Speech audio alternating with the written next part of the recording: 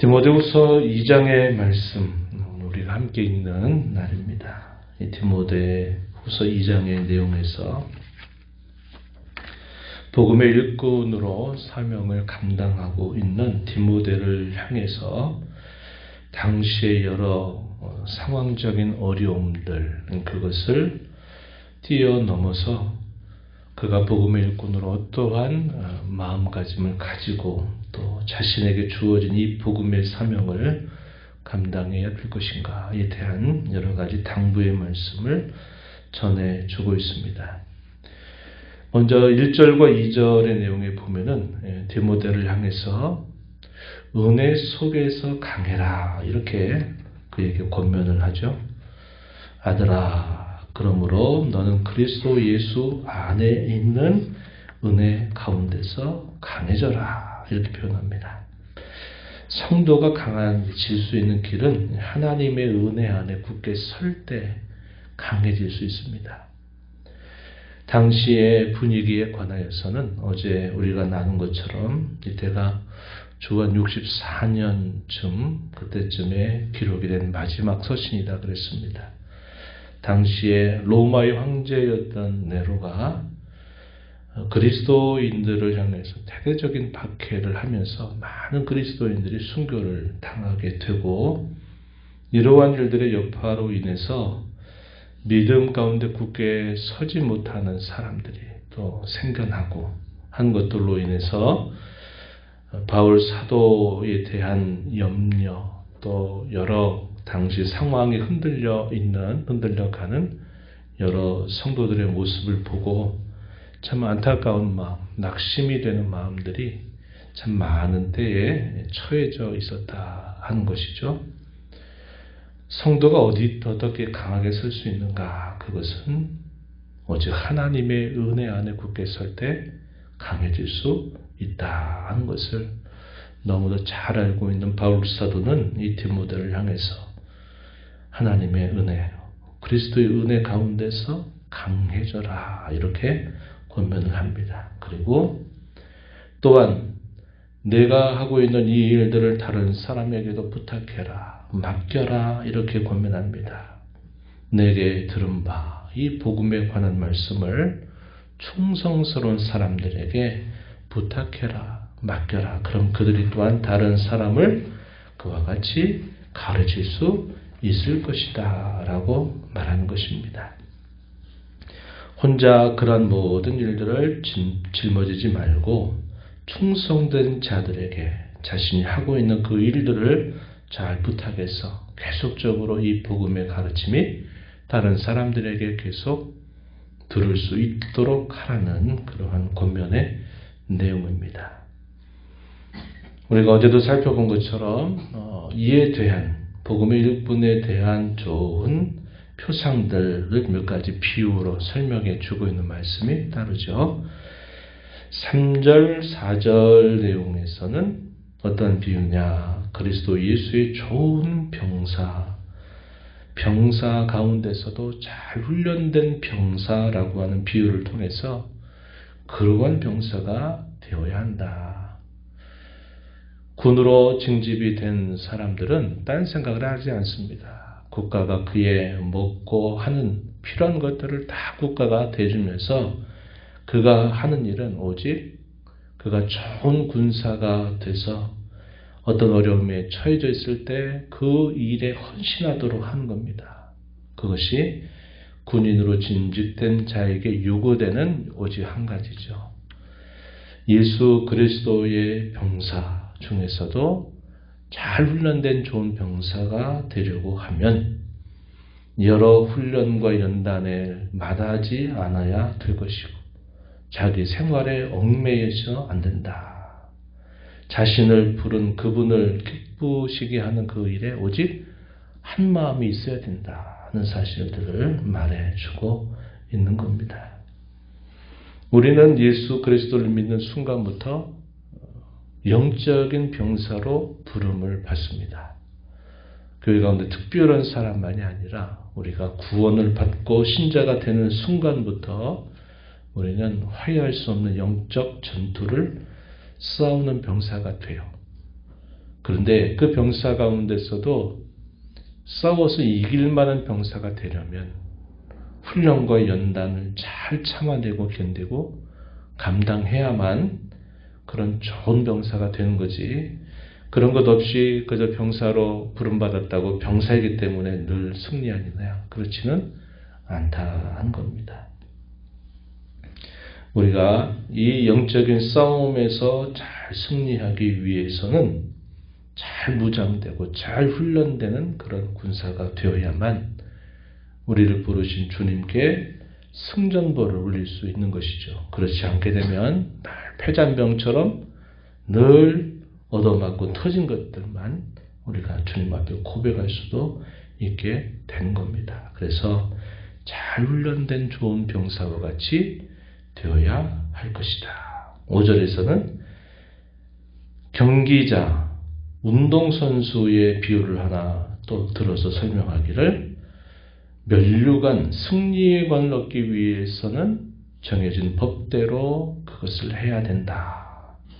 아무렇게나 하는 게 아니라 훈련을 잘 받고 연습을 많이 해도 실격 처리가 되면 아무 소용이 없듯이 법을 따라서 잘 경기에 임해야 된다 하는 사실을 이야기합니다.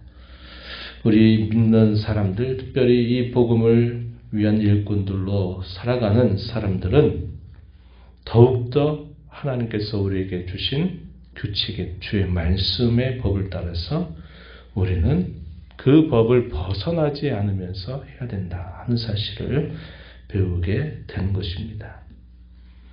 우리가 이러한 부분들이 대단히 중요하다는 거죠. 왜? 우리가 하는 일은 내가 내 계획대로 내 생각대로 하는 일이 아니라 하나님께서 우리에게 주신 그의 말씀의 한도 안에서, 그 범위 안에서 말씀 밖에 넘어가지 않는 자세를 가지고서 우리는 봉사하고 섬기고 우리의 삶, 살아가야 될 사람들이기 때문에 그러한 것입니다. 이어서 바울 사도는 농부의 예를 하나 들죠. 농부, 6절 말씀에 수관 농부가 곡식을 먼저 받는 것이 마땅하다. 추수를 위해서 씨를 뿌리고 또 경작하고 또 비를 기다리고 또 그 심은 씨앗이 잘 자라도록 끊임없이 수고하고 추수의 때를 기다리게 되면 그 추수를 가장 먼저 하는 것이 이 농부가 얻는 큰 보람이고 행복이고 기쁨인 것입니다. 결실의 소망을 가지고서 계속적으로 수고하고 인내하는 자세를 버리지 말아야 된다 하는 사실을 이야기해 줍니다. 믿음으로 산다고 하는 것은 결국은 인내입니다. 인내. 이 믿음과 인내는 결코 뗄 수 없는 것이에요. 사람들이 항상 좋은 때만 있는 게 아니죠. 우리가 이제 내일 보게 되지만 말세 가운데 이 불경건한 어떤 시대상이 계속 펼쳐져 가고 많은 사람들이 여러 흔들리는 그런 모습들이 닥치게 될 때 복음의 일꾼 혹은 성도로 부름받은 우리는 어떻게 해야 되느냐? 인내하는 겁니다. 인내해야 돼요. 흔들려도 참아내야 되고 흔들리지 않도록 우리 자신들 굳게 세워야 합니다. 모든 사람들이 같은 길을 함께 걸어가면 큰 위로와 힘과 기쁨이 있지만 때로는 혼자 외롭게 서야 할 자리도 있는 것이죠. 바울 사도는 로마 지하 감옥에 갇혀 있는 상태입니다. 부자연스러워요. 그리고 그 감옥을 더욱 나갈 수 있는 상황이 되지 못합니다.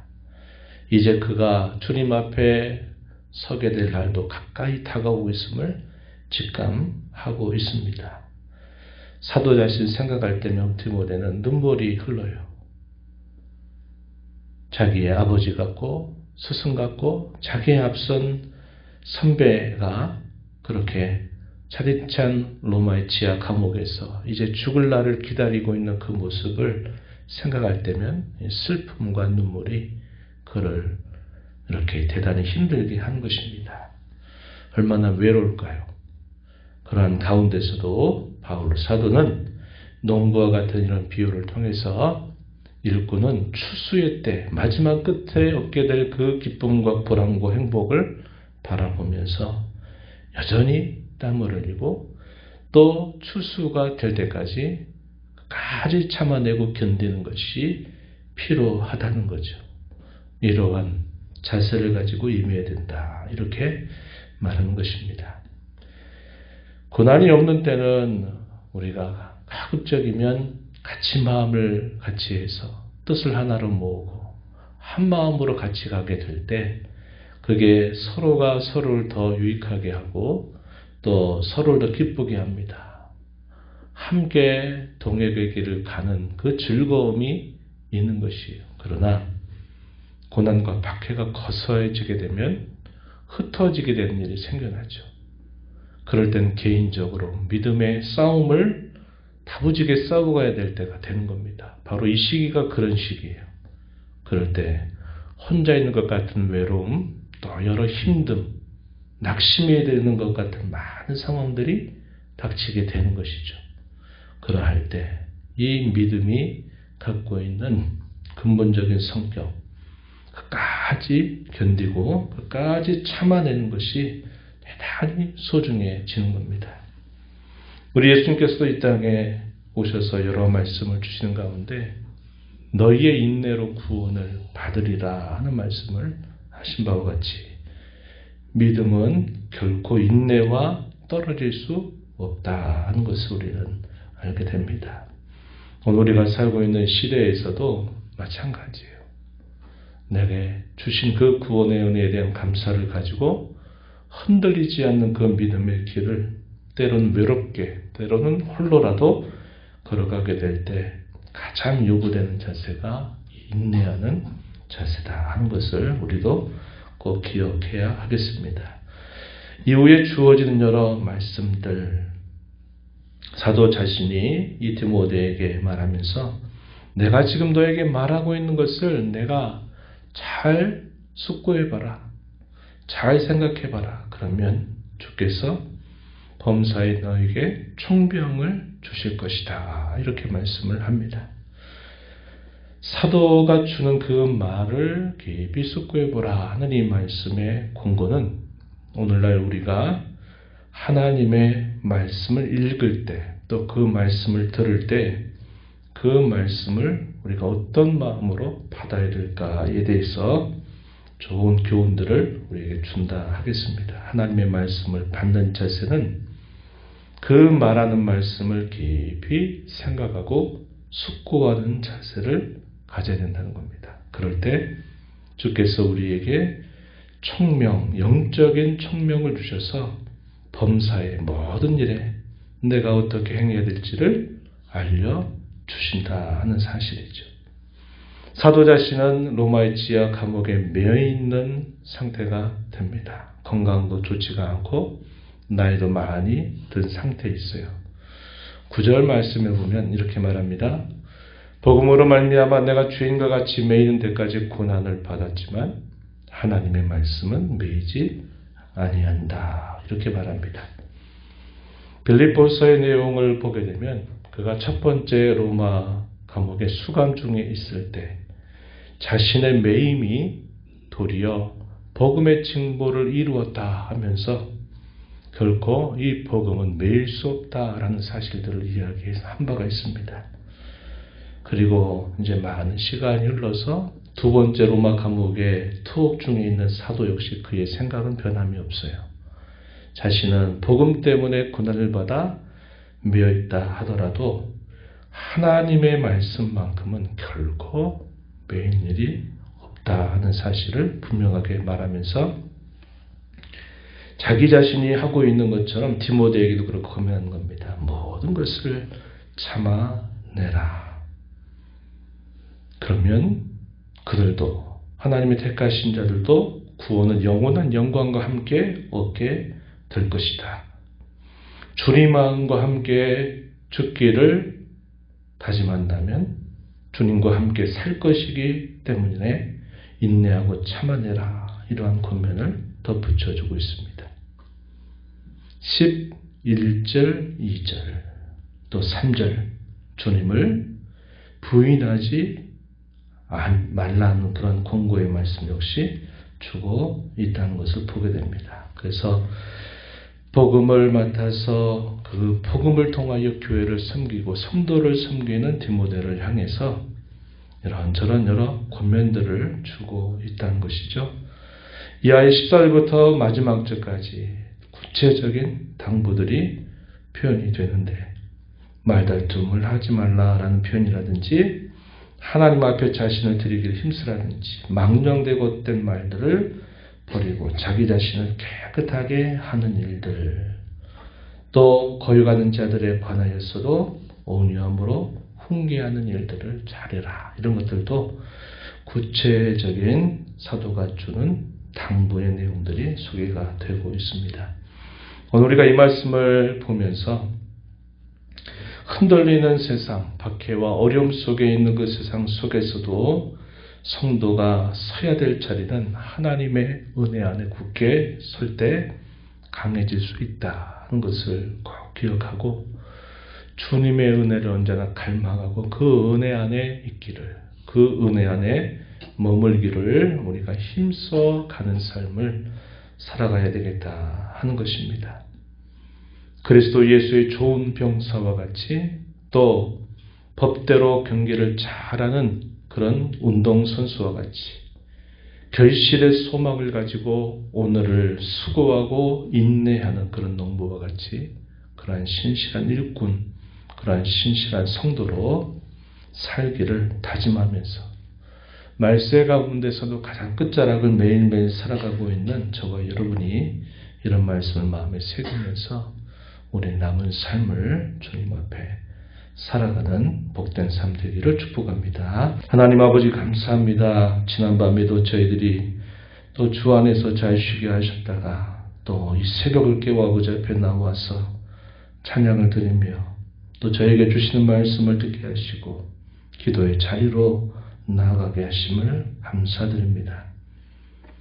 고난과 박해의 시대를 살면서 참 외롭고 힘겨운 이 신앙의 싸움을 싸워가고 있는 사도를 생각할 때마다 디모데는 안타까운 마음, 슬픈 마음을 금하지 못하지만 도리어 감옥에 있는 처절한 싸움을 싸워가고 있는 사도는 오히려 아들 같은 디모데를 향해서 주의 은혜 안에서도 굳세고 강해져라 이렇게 말하고 복음의 일꾼으로 마땅히 요구되는 여러 분들을 힘써 인내하며 살아갈 것을 그에게 권면해 줍니다. 오늘 말세 지마를 살아가는 저희들에게도 역시 이러한 신앙의 자세가 요구되고 있음을 저희가 잘 듣게 하여 주셔서 좋은 병사와 같이 또 운동선수와 같이 수고한 농부와 같은 그러한 심정으로 주님을 끝까지 신실하게 섬겨가는 저희들의 삶이 되게 하여 주옵소서. 은혜의 보호자 앞에 나와 아버지 은혜를 구한 모든 심령들의 간구를 기비어 주시고 응답하시기를 바라며 예수님 이름으로 기도하옵나이다. 아멘.